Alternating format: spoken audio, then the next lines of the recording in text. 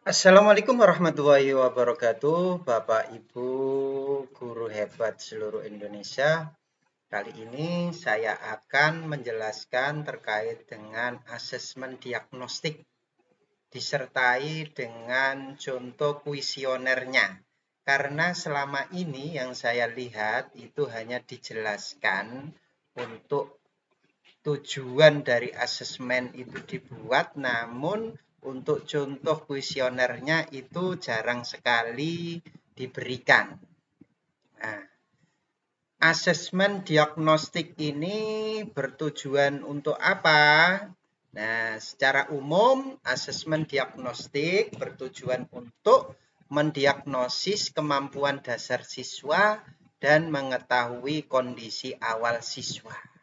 Nah, biasanya di sini terbagi menjadi dua, yaitu ada yang non-kognitif dan ada yang kognitif. Nah, yang non-kognitif itu untuk mengetahui kesejahteraan psikologi dan sosial emosi siswa, mengetahui aktivitas selama belajar di rumah, mengetahui kondisi keluarga siswa, mengetahui latar belakang pergaulan siswa, mengetahui gaya belajar, karakter, serta minat siswa. Untuk yang kognitif, itu di sini untuk mengidentifikasi capaian kompetensi siswa, menyesuaikan pembelajaran di kelas dengan kompetensi rata-rata siswa. Kemudian memberikan kelas remedial atau pelajaran tambahan kepada siswa yang kompetensinya di bawah rata-rata. Nah, selama ini kita hanya tahunya di sini, tapi contoh realnya bagaimana? Nah, di sini ada contoh real untuk yang asesmen diagnosis untuk mengetahui gaya belajar lah. Seperti ini bentuknya, ada nama, ada tanggalnya, kemudian di sini gaya belajarku, warnailah yang sering kamu lakukan. Ketika aku bercerita, aku memilih untuk, jadi nanti kalau dia memilih menulis, maka bintangnya di sini ini diwarnai, ya. Nah, di sini ada 3 pilihan karena didasarkan pada gaya belajar, yaitu di sini ada visual, ada auditori atau kinestetik ya. Jadi ada visual, auditori dan kinestetik ya. Nah, jadi untuk yang isian yang pertama ini ya, yang lurus dengan ini ya, semuanya ini termasuk yang visual. Nah, termasuk yang visual yang pertama, auditori ini yang kedua, kemudian yang ini adalah kinestetik yang ketiga. Nah, nanti siswa disuruh memilih sesuai dengan hati nuraninya masing-masing, sesuai dengan kebiasaannya masing-masing di sini.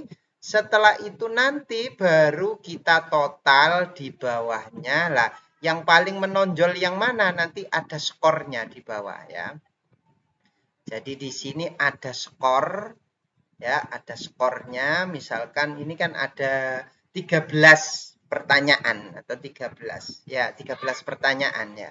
Kalau nanti di sini 13 atau 10 berarti kan dia termasuk gaya belajarnya visual.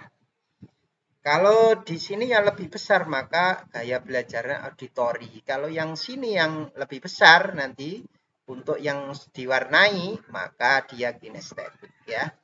Ini berdasarkan asesmen, berdasarkan gaya belajar ya, untuk mengetahui gaya belajar siswa. Nah, bisa disederhanakan lagi untuk ini untuk anak kelas rendah mungkin kesulitan, bisa juga seperti ini nanti ya. Bentuknya seperti ini, dibuat gambar seperti ini ya. Jadi untuk yang anak kelas rendah, kelas 1 bisa dibentuk gambar, tetap dengan bimbingan guru nanti di sini anak-anak akan memilih ya. Memilih yang mana yang biasanya dilakukan tapi tidak bentuk tulisan, tapi sudah bentuk gambar. Nah, Ada juga anak yang kelas tinggi bisa menggunakan yang ini, pertanyaan seperti ini ya. Nah, lembar kuesioner penentuan tipe gaya belajar siswa seperti ini. Saya sangat suka A mencatat, B bercerita, C menciplak. Saya suka membaca dengan cepat, suara keras, jari sebagai penunjuk. Nomor 3, saya paling suka belajar dengan membaca, mendengar, bergerak. Nah, ini juga nanti terkait dengan gaya belajar siswa. Ya. Nah, untuk menentukan apakah dia termasuk gaya belajar visual, ataukah auditori, ataukah kinestetik. Nah, di sini juga sudah ada panduannya ya.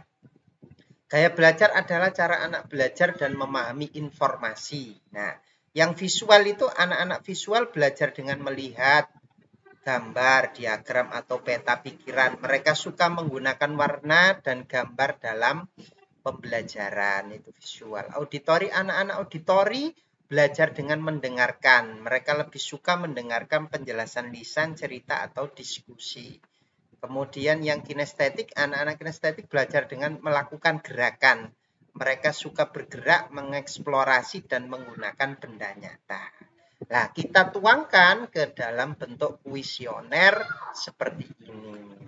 Ini salah satu contoh untuk asesmen diagnostik non-kognitif ya, untuk mengetahui gaya belajar siswa.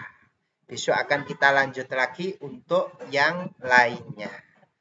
Terima kasih. Nanti untuk linknya akan saya berikan di deskripsi YouTube ya. Silakan nanti di situ diklik untuk linknya. Nanti akan kami beri linknya. Terima kasih. Wassalamualaikum warahmatullahi wabarakatuh.